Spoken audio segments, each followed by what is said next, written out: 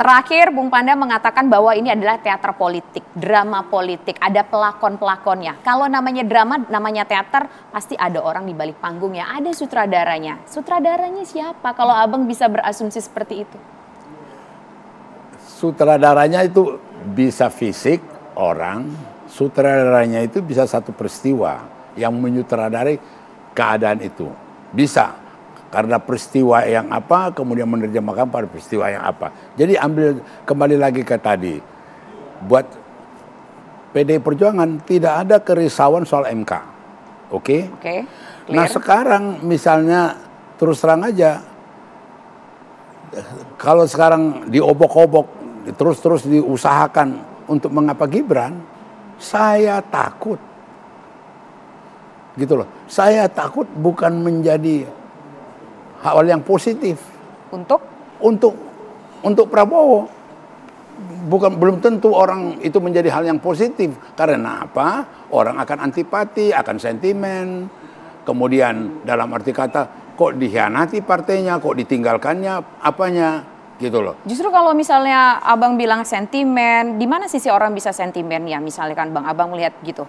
Kenapa yang bisa bikin sentimen itu apa? Justru kan kalau misalnya bener lah ada rasa sakit hati yang Abang bilang tadi, yang kita nggak tahu itu bener apa enggak ya Bang, ini kan masih asumsi Abang nih. Justru orang malah kasihan dong sama Pak Prabowo. Bisa nggak kayak gitu? Iya, bisa. Karena begini ya, kenapa saya mengatakan begitu? Jadi orang tahu, masyarakat semuanya umum tahu modalnya Gibran apa? Karena anak presiden. Ya. Itu aja. Jadi dengan bukannya di Solo orang puas sama Gibran ya? Bukan, dengar dulu, bagaimana? Bukannya di Solo orang puas sama Gibran? Di mana? Di Solo bukannya orang puas sama Gibran sepanjang memimpin? Betul, tapi kan itu kan puas kan ada instrumen, ada mekanisme, ada backup partai. Orang-orang partai ini kan bukan robot-robot, orang manusia yang punya mulut, punya gerakan, punya ini, ya kan? Ada instrumen mengapa dia menjadikan dia jadi wali kota. Jadi jangan kemudian, rakyat kan pilih saya. Kalau rakyat nggak mau, saya nggak terpilih. Kata. Siapa yang menggerakkan rakyat ini? Siapa yang mengusung rakyat ini? Ini kan kadang-kadang pertanyaan bodoh. Ada klaim-klaim bodoh, kasihan juga. Karena nggak ngerti organisasi, nggak ngerti partai.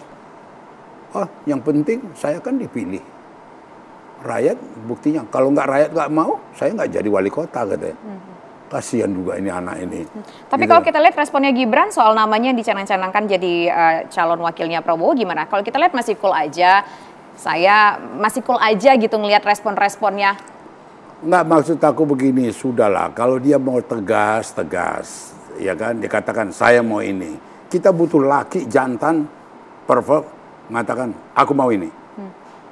Tapi jangan manuver-manuver gini, sekarang rakyat juga udah muak. Gitu loh. Ini juga kita juga ingatkan, kalau saya sendiri terus terang saya sampai sekarang masih positive thinking terhadap Jokowi. Oke, tegak lurus dengan Ganjar. Tegak lurus dengan Ganjar. Dia sendiri yang ngomong kok. Kerja keras di ribuan manusia di stadion utama. Masa mau ditipu semua itu? Kerja keras, menangkan. Terus kemudian, gua lagi gergaji dia, biar kalah. Lucu. Tapi sebenarnya komunikasi Pak Jokowi dengan Pak Ganjar itu seperti apa sih kalau Abang melihat? Paling ini telepon-teleponan mereka sering. Paling dekat. Terus terang aja kalau mau jujur dan aku saksi sejarah, Jokowi itu mengambil peran besar, inisiatif besar menjadikan Ganjar. 2 tahun yang lalu saya dengan dia sebagaimana biasanya di Istana Merdeka, aku ada bawa teman waktu itu. Datang ajudan disuruh kami pindah ruangan. Terus saya bilang, Mas ada temanku, enggak usah kita aja. Penting 5 menit aja, jangan kita 2 aja. Tahu yang kita 2 aja ngomongin, Ganjar. 2 tahun perannya lalu. Gimana? Perannya gimana? Apa yang diobrolin pada saat 2 tahun yang lalu? Jadi misalnya, ya kok sampai begitu ya, Pacul ngantam Ganjar. Kan itu kan ada bantuan gubernur kepada rakyat. Yang dibantu ini kebetulan warga PDI disuruh balikin karena takut ini kemudian serangan-serangan Pacul terhadap Ganjar. Mas Panda kan senior, Mas Panda tegur lah. Kemudian ada Trimedia lagi, dihantamnya di Ganjar, kayak gitu loh. Apa ini? Dia risau, dia ngomong ke saya. Jadi dia ini di dalam kesan dan pengalamanku yang menjadikan Ganjar calon presiden itu dia. Totally 100%. Barangkali Mega sendiri belum berpikir. Ada 2 tahun yang lalu. Terus aku sendiri sama dia bagaimana komplotan, bagaimana kita mempengaruhi supaya nanti jangan ada reaksi di internal PDI. Bagaimana caranya kalau approach Mega, bagaimana caranya dengan Puan diyakinkan, bagaimana sampai ke situ kita diskusikan. Terus tiba-tiba sekarang dia nggak masuk di akalku gitu loh. Oke, sebagai orang yang pernah dekat dengan Pak Jokowi, rajin intens berkomunikasi. Loh, dia yang mengapakan aku, dia yang mengkasih inspirasi supaya maka siapapun bertanya ke saya nggak percaya, nggak yakin karena dia otaknya menjadikan Ganjar jadi calon presiden. Tapi gini, ketika di momen penting Ganjar mendaftarkan diri ke KPU, nggak ada Pak Jokowi, meskipun memang pada saat itu Pak Jokowi lagi nggak di Indonesia. Loh, dia ke tugas negara yang mulia, ke Cina, ke Arab Saudi, orang semua mengerti lah, orang semua paham lah gitu loh. Dan PDI Perjuangan juga tidak egois, nggak bisa. Kami tunda semua karena presiden belum datang. Ya enggak lah. Tapi kenapa kalau gitu? Saya juga penasaran, Bu Mega itu kan biasa suka mengumumkan di last minute ya. Yang sudah-sudah kita lihat di last minute. Kenapa ketika baru dibuka pendaftaran KPU sudah mendaftarkan langsung dengan membuat nama ada Mahfud MD di sana? Ada 2 pertanyaan yang bikin saya penasaran. Yang pertama, kenapa Mahfud? Yang kedua, kenapa pendaftaran dilakukan barengan dengan calon Anies Muhaimin? Jadi gini, kenapa Mahfud? Terus terang aja kalau jujur kita PDI Perjuangan merasa betul-betul hukum itu tidak berjalan. Merasa betul-betul penegakan hukum itu banyak dimanipulasi. Ada kerinduan bagaimana hukum ini bisa lebih. Siapa orang yang tepat ke situ? Kalau lihat Mahfud, dia mencerminkan personifikasi daripada Kapolri Hugeng. Personifikasi dari Jaksa Agung Lopa. Itu karakter itu. Karakternya, cara berpikirnya, keberaniannya, kebersihannya, bersih itu Mahfud. Dan betul-betul PDI Perjuangan sangat beruntung. Koalisi ini Perindo, Hanura sama P3 sangat beruntung dapat Mahfud. Oke. Gitu loh. Dan itu kombinasi yang paling cocok dengan Kalaulah memang merasa koalisi ini beruntung, PDIP beruntung mencalonkan Mahfud menjadi beruntung itu berarti menang loh. Jadi bukan hanya beruntung aja, berarti menang. Oke. Ini kan belum pemilu, Bang. Ini kan beruntung dalam artian yang sebenarnya bukan singkatan.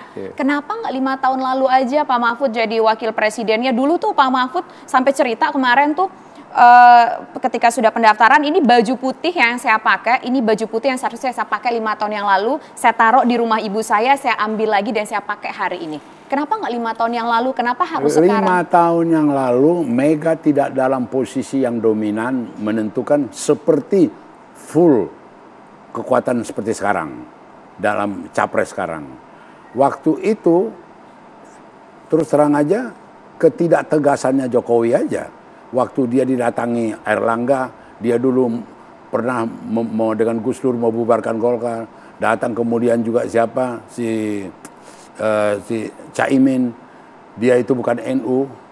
Di situ kelemahan Jokowi. Ketika mendengarkan bisikan tentang Mahfud. Di situ kelemahan Jokowi ragu, sama dengan dia mau ganti Jaksa Agung Prasetyo 2017, 2016. Datang Surya Paloh, Pak Presiden, kalau ganti Prasetyo Jaksa Agung, Nasdem akan menarik diri dari kabinet.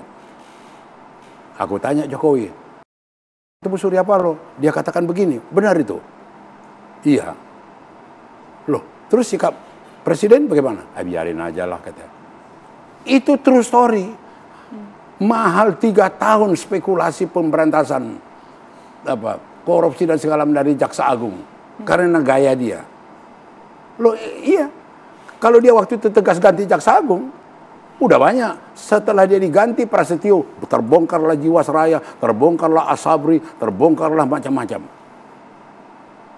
Jadi sama dengan tadi Mahfud tidak dipilih yang udah dikasih baju itu, karena dia nggak tegas. Nah, yang kita merasa dekat dengan Jokowi, ya kita harus berani mengkritik teman kita, bukan memuja-muja dia gitu loh. Jadi pernah satu ketiga Luhut itu bertemu dengan kami dua dengan Adian di Grand Hyatt di lantai 5 kolam renang. Intinya kami dua ini sama Adian bikin pikiran kepada Jokowi. Jangan dikasih yang berat-berat. Janganlah kasih ini, kasihanlah banyak pekerjaan. Itu message pertemuan dari Luhut itu ke kami dua. Itu waktu menjelang kapan itu? Ya 2 tahun yang lalu. Terus datang Adian. Tugas dia sebagai presiden. Menyelesaikan berat-berat. Jadi masa aku mau antar apa ke dia? Antar bunga? Antar ini, kado? Ya enggak lah gitu ya. Gitu loh. Jadi buat orang-orang yang merasa dekat dengan Jokowi dan meraih keuntungan dari apa dia, yang ngemannya lain. Kalau kita merasa juga dekat, merasa juga punya peran, kita kritis. Dan itu saya rasa Jokowi mesti berterima kasih. Tapi kalau bicara soal orang yang bersih, soal orang yang lurus, kan juga ada nama Khofifah. Apanya? Yang untuk mendampingi misalkan Pak Ganjar. Ya tapi kan. Ya tapi kita tahan dulu. Kita iklan dulu Bang. Kami kembali sesaat lagi.